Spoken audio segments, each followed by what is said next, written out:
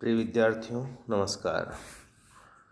हमने पिछले कालांश में राम और कैकई के संवाद को पढ़ा है, जिसके माध्यम से यह जानने की कोशिश की है कि किस प्रकार कैकई राम से निवेदन करती है, माँ होने का अधिकार जताती है और राम पुत्रवत भाव से कैकई के भावों को समझते हैं, उनके प्रति अपनी कृतज्ञता व्यक्त करते हैं, श्रद्धा व्यक्त करते हैं और कहीं पर भी यह प्रतीत नहीं होता कि वो उन्हें दोषी मानते हैं।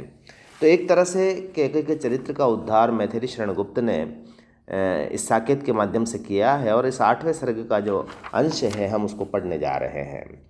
अगला पद जो हम देख रहे हैं कि राम क्या कहते हैं कि जननी ने मुझको जना, तुम्ही ने पाला, अपने सांचे में आप यत्न से ढाला। सबके ऊपर आदेश तुम्हारा मैया, मैं अनुचर पूत प्रपूत प्यार का भैया। वनवास लिया है मान तुम्हारा शासन, लूंगा न प्रजा का वार सिंहासन। पर यह पहला आदेश प्रथम हो पूरा, वह तात सत्य भी रहे न अम्ब अधूरा। जिस पर हैं अपने प्राणों ने त्यागे, मैं भी अपना व्रत नियम निभाऊं आगे। यहाँ पर संवाद में देखिए आप, यह 8वां सर्ग का अंश है चित्रकूट की राजसभा का। जब कैकई अपराध बोध और अत्यधिक विनत भाव से राम से निवेदन करती है तो राम भी दुखी हो जाते हैं और कैकईता से कहते हैं कि आप आदेश बजाय देने के मुझे अनुरोध कर सकती हैं और माता पुत्र का जो संबंध है वो बनाए रहे। यहाँ पर वो कहती है, जननी ने मुझको जना, तुम्ही ने पाला। अपनी मधुर स्मृतियों को और अपने वर्तमान कर्तव्य को वो अनुभव करा रहे हैं और कह रहे हैं, हे माता कैकई, मुझे जन्म देने का श्रेय माँ कौशल्या को जाता है, किंतु उससे भी बढ़कर संस्कार देने और महान आचरण सिखाने जैसे आदर्श और मर्यादा की शिक्षा देने का जो काम आपने किया है वो एक सच्ची माँ का कर्तव्य का पालन भी आपने किया है कि जननी ने मुझको जना, तुम्ही ने पाला और अपने सांचे में आप यत्न से ढाला। और आपने जो शिक्षाएं मुझे दी वो बिल्कुल एक सच्ची माँ के कर्तव्य के पालन कराने वाली शिक्षाएं थी और मुझे तुमने जैसा ढालना चाहा वैसा ही बनाया और इसीलिए मैं आज जो कुछ भी हूँ उसमें आपका दिया हुआ वही अंश है जो आपने मुझे सिखाया है। यहाँ पर देखिए राम कितने विनम्र भाव से कैकई को सारा श्रेय और यश दे रहे हैं और अपने मन की बात को बता रहे हैं। आगे वो क्या कहते हैं कि सबके ऊपर आदेश तुम्हारा मैया, मैं अनुचर पुत सपूत प्यार का भैया। हे माता, अब सबके ऊपर तुम्हारा आदेश मुझे स्वीकार है, तुम जैसा उचित समझो वैसा आदेश दे सकती हो। मैं तुम्हारा आज्ञाकारी सपूत हूँ, पुत्र हूँ और उसी होने के नाते प्यार से उसे शिरोधार्य कर लूँगा और धारण करने का मैं विवश हो जाऊँगा। यानी सबके ऊपर आदेश तुम्हारा, इसलिए एक बार आदेश तो देकर देखो कि हे राम तुम्हें क्या करना है, मैं उसको आदेश को पालन करूँगा। मैं हमेशा आपका सेवक के रूप में, सच्चे पुत्र के रूप में और सिर्फ आपके प्यार का आकांक्षी रहा हूँ और वह मुझे मिलता रहेगा और मैं आपके आदेश का पालन करूँगा। लेकिन मेरी बात जरा आप सुनिएगा कि वनवास लिया है मान तुम्हारा शासन, लूंगा न प्रजा का भार राज सिंहासन। जब आपने मुझे वनवास दिया है तो उसका भी मैंने मान रखा है और आपके शासन की मैंने अवज्ञा नहीं की। यानी आपने कहा और आपने जो आदेश दिया उस आदेश के वशीभूत होकर के मैंने वनवास को भी धारण कर लिया। और जब अब आप ये कह रही हैं कि तुम्हें प्रजा का भार लेना है तो मैं क्यों नहीं लूँगा, उसको भी ले लूँगा। राज सिंहासन ही तो लेना है मुझे, जब वनवास ले लिया तो राज सिंहासन के लिए मैं मना क्यों करूँगा, मैं उसको भी ले लूँगा। यानी पहले जो आप आदेश दे रही है, यानी मुझे राज्यासन के बजाय आपने 14 वर्ष का वनवास देने की आज्ञा की तो भी मैंने आपका शासन जानकर उसका अनुकरण किया। फिर आपका यह जो भार है, आपका जो आदेश है, यानी वो कैसे मैं मना कर सकता हूँ। लेकिन आगे समझना आप कि पर यह पहला आदेश प्रथम हो पूरा। यानी लेकिन आपने 2 आदेश दिए हैं, पहले वनवास का आदेश दिया है और दूसरा आदेश आपका राज सिंहासन का है, तो पहले मेरा ये पहला आदेश तो पूरा हो जाए। यानी पहले 14 वर्ष की अवधि तो पूरा हो जाए, और उस अवधि को पूरा होने में क्या फर्क पड़ेगा कि तात सत्य भी रहे ना मधुरा। उसमें जो पहला आदेश है, हे माता, आपके आदेश के साथ साथ पिता का भी वचन पूरा हो जाएगा। यानी हे माँ, उसमें दोनों की ही जो प्रतिज्ञा है, यानी आपका आदेश और पिता के वचन दोनों का पालन हो जाएगा। और यदि मैं उस आदेश को भंग करता हूँ तो तात सत्य भी अधूरा रह जाएगा, और ऐसी स्थिति में वह अच्छा नहीं होगा। तो पहले पहला आदेश पूरा हो जाए और उसके बाद दूसरा आदेश भी होगा। तो वह तात सत्य भी रहे न मधुरा, जिस पर हैं अपने प्राण उन्होंने त्यागे। और वह आदेश ऐसा है जिस आदेश की पालना के लिए उन्होंने प्राण त्याग कर दिए।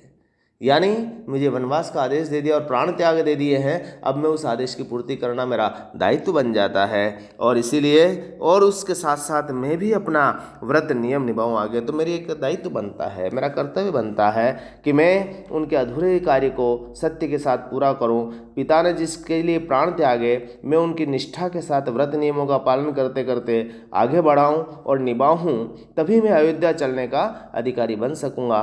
इसीलिए मुझे पहले प्रथम अधूरे कार्य को पूर्ण कर लेने दो। अब देखिए आप इस पद में राम का कैकेयी के प्रति अगाध प्रेम तो है ही, लेकिन साथ साथ वह दृढ़ प्रतिज्ञ भी है, आज्ञाकारी भी है। और राम का जो महान मर्यादा वाला पुरुषोत्तम वाला जो रूप है वो भी यहाँ पर प्रकट होता है। उन्होंने बड़ी सरलता से और राम ने बड़ी चतुराई से कैकेयी के उस निवेदन को कितने सुंदर ढंग से टाल दिया है। कैकेयी के अयोध्या लौट चलने के निवेदन को इतनी सुंदरता से टाला है, जहाँ माँ के पद की गरिमा भी रही है, पिता के प्रति आज्ञाकारिता का भाव भी रहा है, और राम का जो दृढ़ प्रतिज्ञ व्यक्तित्व भी प्रकट हो रहा है। पद की जो प्रथम, चतुर्थ और पांचवी जो पंक्ति है उसमें आप अनुप्रास अलंकार देख सकते हैं। भाषा शैली में प्रसाद गुण इसलिए है क्योंकि पढ़ते ही आपको उसका पूरा भाव समझ में आ रहा है। इसमें शांति रस भी है, वात्सल्य रस भी है, संवादों में सादगी है। यहाँ पर यह भी देख सकते हो कि द्विवेदी युगी कालीन जो कविता है उसमें मर्यादा का जो भाव महत्वपूर्ण रहता था। जब आचार्य महावीर प्रसाद द्विवेदी की एक निर्देश लाइन थी कि उसमें आपको कविता उसी रूप में होनी चाहिए कि जहाँ मनोरंजन महत्वपूर्ण नहीं है बल्कि कोई उद्देश्य महत्वपूर्ण होना चाहिए। इस तरह का जो भाव है वो यहाँ पर प्रकट हुआ है। विचार और भाषा शैली पर साफ उसका प्रभाव दिखाई देता है। तो एक तरह से आरंभिक खड़ी बोली में मैथिली शरण गुप्त ने यहाँ पर बड़ी सुंदर व्यंजना की है। अगला पद देखें आप। राम आगे कहते हैं, जब वो कैकेयी का आदेश स्वीकार करके अयोध्या लौटने के बजाय पहले प्रथम वचन पूर्ण करने की विनम्रता जो दर्शाते हैं और वनवास में ही संतुष्ट पाते हैं, तो इस पर कौशल्या अपने बाल हटी राम को वहीं रहकर वचन पूरा करने की बात कहती है। बीच में यहाँ पर कौशल्या का कथन आ रहा है, देखना कि निष्फल न गया माँ यहाँ भरत का आना, सिर माथे मैंने वचन तुम्हारा माना, संतुष्ट मुझे तुम देख रही हो वन में, सुख धन धरती में नहीं किंतु निज मन में, राघव तेरे ही योग्य कथन है तेरा, दृढ़ बाल हटी तू वही राम है मेरा, देखे हम तेरा दिमाग सब सह कर, कौशल्या चुप हो गई आप यह कर कर, और ले एक सांस रह गई सुमित्रा भोली, कैकेयी फिर रामचंद्र से बोली। अब देखो यहाँ संवादों में बीच में कौशल्या का आना और किस तरह से वो अपने पुत्र के प्रति अपने भावों को दर्शाती है, सुमित्रा की क्या स्थिति, सभी आ रहा है।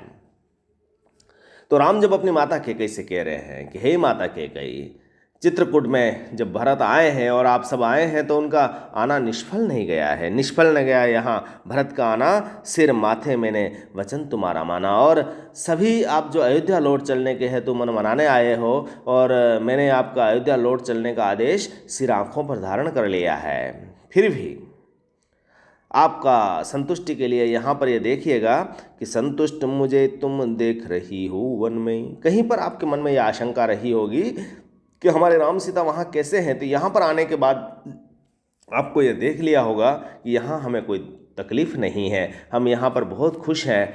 फिर मुझे वनवास में रहकर भी कौन सा दुख भोगना पड़ रहा है। मैं यहाँ संतुष्ट हूँ, सुखी हूँ और सीता लक्ष्मण सहित आनंदित भी हूँ। देख सकती हो आपके सुख धन धरती में नहीं, किंतु निज मन में, यानी वास्तविक सुख तो इस धन में कभी नहीं होता, इस धरती पर जो भौतिक सुखों में नहीं होता। जो भी सुख की स्थिति होती है वो हमारे मन में होती है, निज मन में होती है। और मैं मन की दृष्टि से यहाँ पर बहुत खुश हूँ, क्योंकि सुख और आनंद धरती में नहीं मिल रहा जैसा कि महलों में मिला करता है। हमारे मन में असीम सुख और आनंद भरा हुआ है, और यह इससे अधिक मुझे कहीं दूसरी तरफ नहीं मिल ना सकता। तो जब इतनी बात वो कहते हैं तो उसी समय बीच में कौशल्या बोलती है कि राघव तेरे ही योग्य कथन है तेरा, दृढ़ बाल हटे तो वही राम है मेरा। इतना जब वो सुनती है तो कौशल्या कहती है राम से कि हे राघव, हे राघव, तू क्या कहना चाहता है मैं समझ गई हूँ। तू जैसा योग्य, महान और विशाल हृदय वाला है, वैसा ही पवित्र और महान तेरा कथन है। जिस तरह का तेरा व्यक्तित्व है उसी के अनुकूल तेरा कथन है। और मैं अच्छी तरह समझ गई हूँ कि तू वही बचपन का हठीला राम है जो एक बार कह दिया उसे निभा कर पूर्ण करके दिखाएगा। इसलिए बस यही इच्छा है कि तुम उस नियम का पालन करो। और दृढ़ बाल हटी तो वही राम है मेरा, और तेरे व्यक्तित्व और तेरी मर्यादा के अनुकूल ही तेरा कथन है। अब हमारी स्थिति तो यह है कि देखें हम तेरा अवधि मार्ग सब सहकर। कौशल्या चुप हो गई आप यह कहकर, यानी हम तो बस अब अवधि रूपी मार्ग को देखेंगे कि जैसे तैसे कैसे करके 14 वर्ष की अवधि पूरी होती है और तुम वापस वनवास की यात्रा पूरी करके अवधि मार्ग समाप्त करके वापस अपने वचनों का पालन निभा कर करे वापस अयोध्या लौट आओ। हम उसी समय के इंतज़ार में हैं। और जब इतना बदकथन कौशल्या ने कहा तो सुमित्रा की स्थिति तो कुछ भी नहीं थी, बेचारी वो तो बोल पड़ी।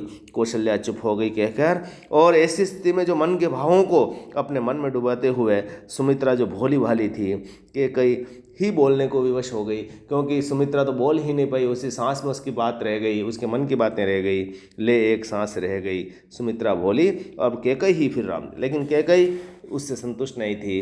वह अपने कथन को कहती तो हम उसको अगले कालांश में पढ़ेंगे।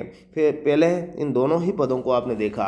दूसरे पद में आपने देखा कि राम के आदर सत्कार से लिपटी वाक चातुर्य भावना, वन में संतुष्ट और सुखी हूँ, स्पष्टता लिए हुए है। आप कह रहे हैं कि मैं वन में संतुष्ट हूँ, और यह बात राम के व्यक्तित्व को प्रकट करती है कि वो सुखों को मन के आधार पर नापते हैं, भौतिक सुखों में नहीं देखते।